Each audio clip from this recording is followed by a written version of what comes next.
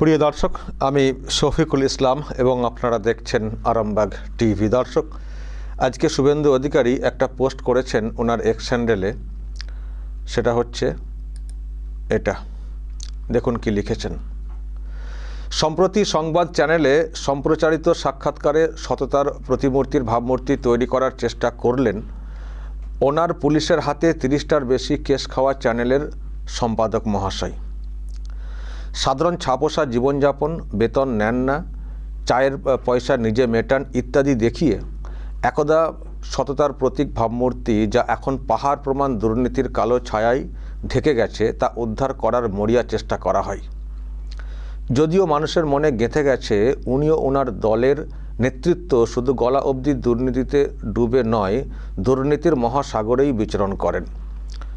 লোক দেখানো হাওয়াই চটি পড়েন দেখানো হচ্ছে, কিন্তু জনসাধারণের ট্যাক্সের টাকায় হেলিকপ্টার ও চার্টার্ড বিমান চড়ে ঘুরে বেড়ান। সড়ক পথে যাতায়াত পছন্দ নয়, সেটা উজ্জ্ব রয়ে গেল।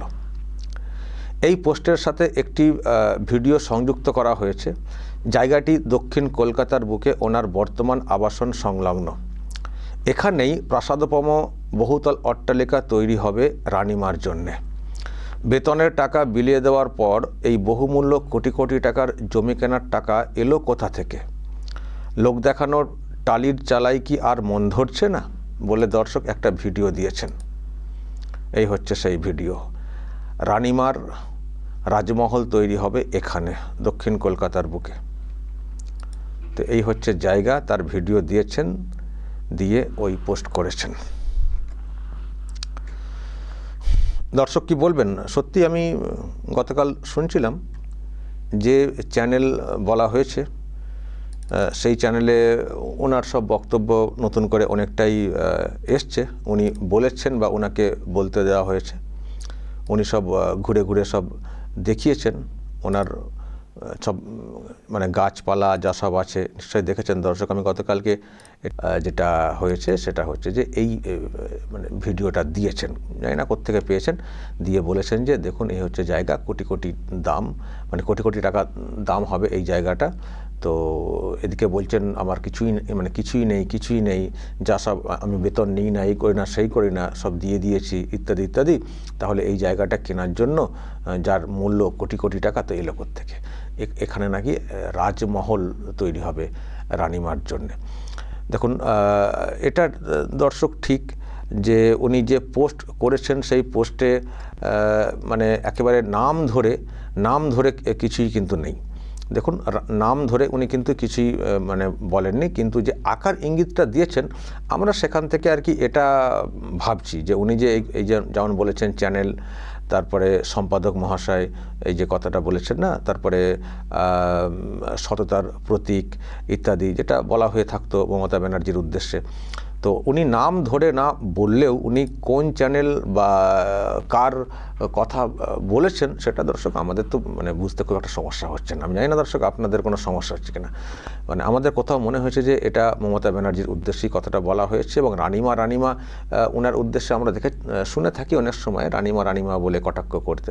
হতে পারে মানে রানিমা বলতে রাজ্যের মুখ্যমন্ত্রীর কথাই বলা হয়েছে। ফলে দর্শক, এখন যদি এটা সত্যিই উনি রাজ্যের মুখ্যমন্ত্রীর সম্পর্কে বলে থাকেন, এবং যদি এই জায়গাটা যেটা দেখাচ্ছেন যদি সত্যিই এই জায়গাটা মানে ওনার মানে বাড়ি তৈরির জন্যে ব্যবহার করা হয় এবং বিরাট বড় অট্টালিকা হবে যেটা বলা হচ্ছে, তাহলে অবশ্যই প্রশ্ন তৈরি হবে যে ওই রকম ছাপোষাভাবে থাকেন, টাকা পয়সা নেই করে, মানে এরকম ব্যাখ্যা দেওয়ার চেষ্টা হলো।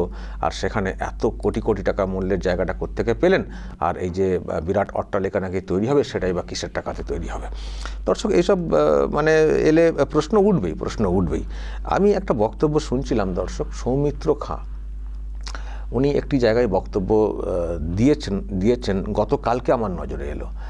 সেটা হচ্ছে যে এই যে মুখ্যমন্ত্রী বলেন না যে আমি বেতন নিই না, তো উনি বলেছেন যে আমি না ওই যেখান থেকে বেতন হয় আর কি, আমি ওখানে খোঁজ নিয়েছি যে আমাদের রাজ্যের মুখ্যমন্ত্রী তো বলেন যে বেতন নিই না, মানে পার্লামেন্টের ব্যাপারে আর কি বলার চেষ্টা করেছেন।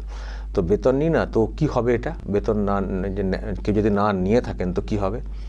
তো উনি বলছেন যে আমি ওখান থেকে যেটা জানতে পারলাম সেটা হচ্ছে যে যারা বেতন নেননি, মানে জায়গার ছবি দিয়ে ওই রকম লেখাটা লিখেছেন। আবারও বলছি, শুভেন্দু অধিকারীর নাম উল্লেখ করে কিছু লেখেননি, কিন্তু আমার মনে হয় আমরা যারা সাধারণ মানুষ এই সময়ে, যেহেতু গতকালকে টেলিকাস্ট হয়েছে চ্যানেলে, ফলে আমরা কোথাও রিলেট করতে পারছি যে এটাকে উদ্দেশ্য করেই উনি পোস্ট করেছেন। আর রানিমা বলতে রাজ্যের মুখ্যমন্ত্রীকেই হয়তো বুঝিয়েছেন, তাই তো নাকি দর্শক? নাকি আপনাদের আবার অন্য কারোর সম্পর্কে ভাবনা হচ্ছে? বলবেন আপনারা যদি আমার ভাবনাই ভুল হয়। তো দর্শক, এই হচ্ছে ব্যাপার। তো শুভেন্দু অধিকারীর বক্তব্য যেটা দেখানো হচ্ছে, এটা হচ্ছে মানে সামনে থেকে, আর সামনে থেকেও আবার অনেক কিছু দেখা যায়, ভেতরে তো অনেক কিছু আছেই, আবার সামনে থেকেও অনেক কিছু দেখা যায়, সেগুলো উজ্জ্বল হয়ে গেল যে উনি হেলিকপ্টারে চড়ছে। বলছি, শুভেন্দু অধিকারী যদি মুখ্যমন্ত্রীর কথাই বলে থাকেন, এটাতে গেল একটা প্লট। আরও যেসব প্লট সামনে এসছিল আপনাদের ব্যানার্জি পরিবারের, সেগুলো কোত্থেকে হয়?